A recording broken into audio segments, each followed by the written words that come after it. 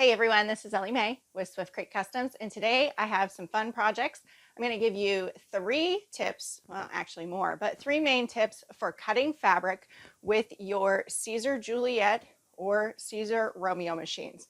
Now the only difference here between the 2 machines and cutting fabric is the size that you can cut. So Juliet obviously is not as wide as Romeo, so you would be able to cut smaller projects with your Siser Juliet versus Siser Romeo, which is what I have here. So I did test a couple of things.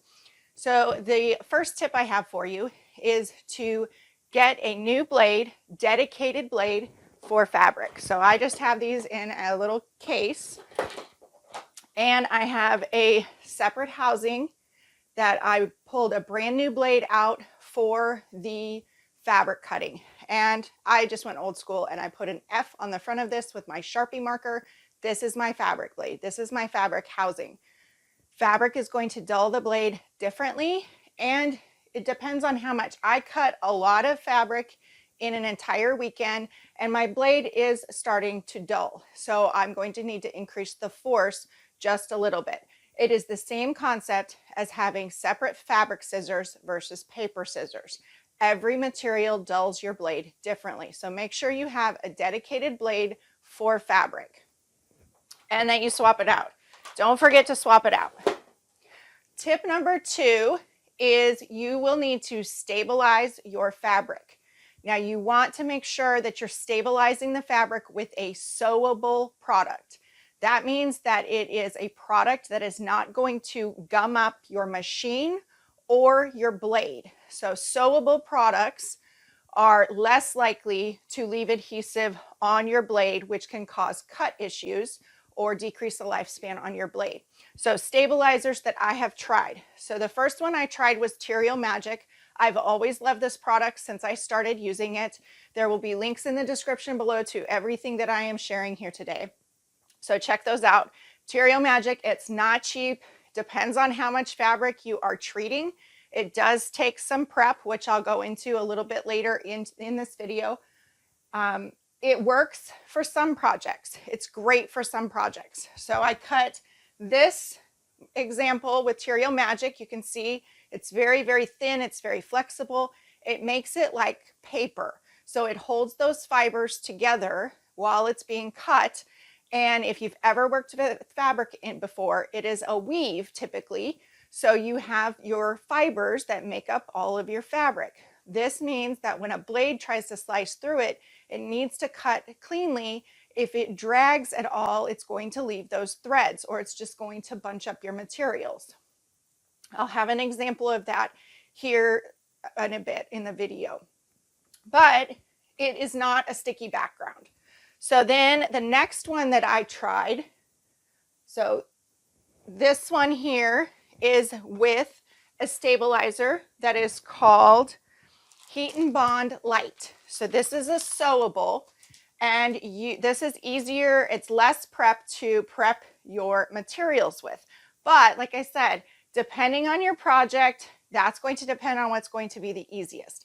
Now, I learned that along the way. So you can get sewable Heat and Bond in a small package, which would work great for projects on Juliet, or at your craft store. I was able to purchase it by the yard, which is great, which is what I used for this project. Now, the reason I say that it is project dependent is because Material Magic does not have a sticky background. This was my first project. When I was doing this project, I got to, after the cut part, it cut beautifully. And then I realized, how am I going to get that to my shirt? So because the fabric letters were not sticky background, they were not on a carrier sheet, they were just separate cuts. Now I did some little workarounds and some magic. I'll show that later in the video. I was using a Siser Glitter HTV as a faux embroidery or faux applique to hold the letters down. That was my plan. But those letters weren't sticky, so how am I going to get that to the shirt in the exact placement it is needed? So what I ended up doing, and I'll show in the video, is I ended up sticking the letters to the backing, to the carrier sheet behind the gold glitter, and it worked. But I had to do it one by one. Not a problem. I was very patient. I just continued to work with it because I wanted that project to succeed. So it can be done, just takes a little bit more work. Now, this one, I used the sewable Heat and Bond light, and it worked beautifully because the Heat and Bond has adhesive on the back of it, so it's going to stick to your material when you heat it up. So that was really easy to put on. I also added that Siser glitter faux applique border around it as well. This will help for your fabric so it is not fraying. If you leave the fabric blank by itself on that edge, when it's washed, you have a tendency to have the edges start to fray. So that's why I did the faux applique border with Siser Glitter HTV. Now this is an alternative if you don't have an embroidery machine to embroider around it. Heat and Bond light does not wash out. And it is not real thick, but it is, you know, it is another layer. It's kind of like having a full layer of HTV on your shirt in a solid. So it can, you know, it depends on who you are. If you want to put that on a shirt and have that an extra layer on there, it's going to add an extra layer. The Material Magic will wash out. I lost it floated away, I guess. The Material Magic stabilizer does wash out. So again, project dependent and based on user preference. Now I have one more example here on the stabilizer. So like I said, depending on your project, it will work better. So I used Material Magic on those. I did a couple more projects. They didn't turn out, but that was not any problem with the machines or anything. That was more of me. So I did this project. This is a large bag. All the pieces were cut on Siser Romeo, as I'll show here. It is a reversible bag inside. And I used the Heat and Bond light sewable. Now, I ran into some issues with the Heat and Bond light and the way that I had to sew this. I had to sew it inside out. So there were 2 layers outside of this Heat and Bond light. My sewing machine did not like to feed that through easily because it's kind of it's an adhesive, and I need to check the bottom of my sewing machine, the bottom feed, to see if any of it got eaten up in there and possibly gummed up my machine, because it just did not like to feed that 2 layers of the Heat and Bond light because it's kind of that rubbery texture, I guess, of adhesive. That's the only way I can describe it. So I did have to kind of pull it through my sewing machine. So if I were to do this project again, I would probably treat it with Material Magic. Although, once I got it done, and I did get it done, I wasn't sure as I was going through it because I am not a seamstress whatsoever.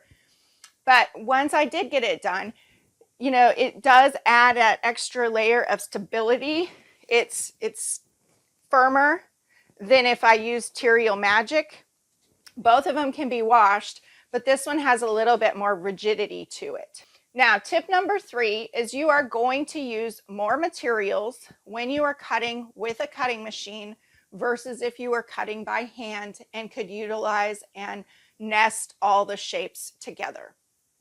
Currently, as I record this video, there is not a rotary blade for the Siser machines.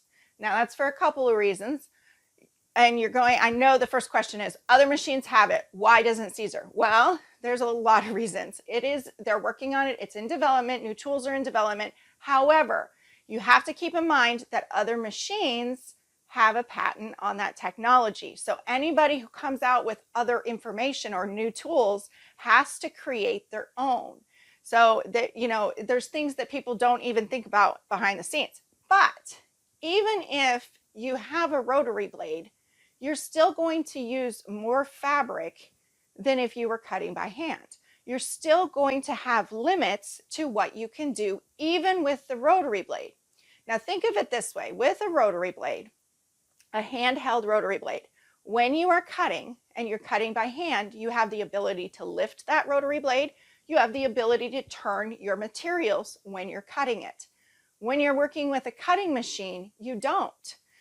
You have, some blades can lift and turn, or like the Silhouette Cameo, for example, has to lift, has to set down, touch down to turn the blade to get going in the next direction. You have to think about how the blade actually works. Now, the reason you have to stabilize it with a regular blade that you can cut with on the Siser machines is because you are slicing through that material. And it's very similar to if you take an X-Acto knife or a box cutter and you tried to just simply slice through fabric, it's not going to be very clean. So there's just some things that you need to think about if you're going to decide to cut with a cutting machine. All cutting machines, they need more fabric. They need more space. You need to stay away from the edges of your fabric. You do not want your blade to catch on the edges. So right there, you have to leave yourself a little extra clearance. So those are just a few things. Now I'm going to share some of the cutting process as I went through these projects and give you additional tips if you want to stay tuned. Make sure to like, subscribe, and click that bell for notifications. Check out the description below for links to all the supplies that I used in this. It is possible. It's not 100% efficient, but that's okay. When would you use something like this? Now, this is an additional tip I guess I'll throw in there before I get going on the rest of it. You could use this and it would maximize your efficiency if you were cutting a project that you needed multiples of the same, because you're going to have setup in the software to get that project going, like this one. I'll show you how I created the pattern for it, but I did have to do setup work. However, now I have that set up and I could scale the pattern down. I'm not sure I would because my sewing skills are not the greatest. You could scale it down, you could scale it up. This was the biggest I think that I could cut with the Siser Romeo. So, but your patterns, depending on how you create them, you have the ability to change sizes easily. So once you have the setup work done in the software, then you could recreate that very easily. Or if you're creating multiples of a project, rather than hand cutting all of those multiples, you have to weigh the benefits. The benefits of prepping your material beforehand. Material Magic's going to take longer because you have to treat it and then you have to let it dry and then you have to press it. This you have to press onto it. So there is some prep time. So you really need to consider that cost. Somebody who is a seamstress could have had that pattern cut before I'm even done prepping my fabric. So let's take a look at the additional tips that I have from when I actually cut these products. So the first one I tried was the Material Magic. I cut some fabric down to size and then I treated it. So I had to hang it up and you saturate with Material Magic and then you let it dry. And it did take about an hour and a half and then you have to iron it. And here's a video showing the consistency. So on that one is not treated. The one that I'm holding up right now is treated with Material Magic. It kind of makes it like a paper and it holds those fibers together and gives it a nice, very clean cut. But it does take prep time to get that. And depending on the size of your fabric, you know, you'd have to hang it and let it dry. It does take time. So I'm just showing some of the differences here. And then I must have lost my video footage here, but here is the first cut and it cut very, very nicely, very clean edges. Then I realized I wasn't sure how I was going to transfer this onto my t-shirt because Material Magic does not have a sticky background and all of these letters were cut individually. So I just had to do some troubleshooting and I included this. This is cutting the faux applique border that will prevent the fabric from fraying if you don't have an embroidery machine. So then I just used the glitter HTV and cut that.